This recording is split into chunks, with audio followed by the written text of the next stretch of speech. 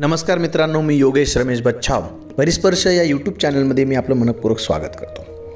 दुःख अडवायला उंबऱ्यासारखा, दुःख अडवायला उंबऱ्यासारखा, मित्र वनव्यामध्ये गारव्यासारखा, मित्र वनव्यामध्ये गारव्यासारखा.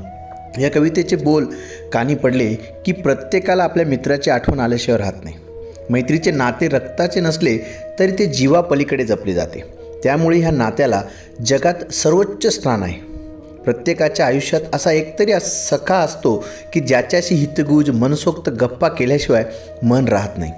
मैत्रीला वयाची राट नसते हे तितकेच खरे. असेच एक अनोखी मैत्रीची सध्या मालेगावात जोरदार चर्चा सुरू आहे. ही मैत्री आहे 82 वर्षीय बालसवंगडींची. भीमराव सोनवणे आणि सदाशिव देसले दोघेही बालपणीचे मित्र. मालेगाव तालुक्यातील देवगड गावचे, मात्र सध्या मालेगाव कॅम्प भागात राहतात. दोघेही मालेगाव येथील पाटबंधारे खात्यात सोबतच नोकरीला होते. त्यांनी आयुष्यभर एकमेकांच्या मैत्रीला कधी दुरावा दिला नाही. आज दोघेही 85 वर्ष वयाच्या उंबरठ्यावर उभे आहेत. पाठीचा कणा वाकला असून एकाला ऐकू येत नाही तर दुसऱ्यालाही अनेक त्रास आहेत. पण भीमराव आणि सदाशिव दोघेही एकमेकांना भेटल्याशिवाय मात्र राहत नाही.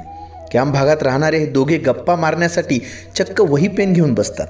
भीमराव हे त्यांच्या मनातील भावना कागदावर उतरवतात.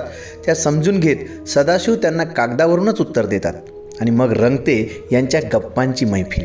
येणारे जाणारे या दोघा मित्रांची मोठ्या आपुलकीने गंमत बघतात. अनेकांनी त्यांच्या ह्या चर्चेचा व्हिडिओ सोशल मीडियावर व्हायरल देखील केला आहे.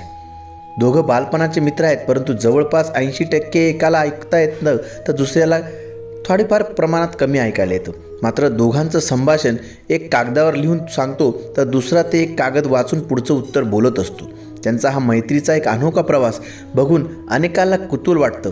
त्यांची दोस्ती बघून प्रत्येकाच्या मुखात एक वाक्य नेहमीच असते, ते म्हणजे मित्र वनव्यामध्ये गारव्यासारखा, एक तू मित्र कर आरशासारखा, मित्र वनव्यामध्ये गारव्यासारखा, मित्र वनव्यामध्ये गारव्यासारखा.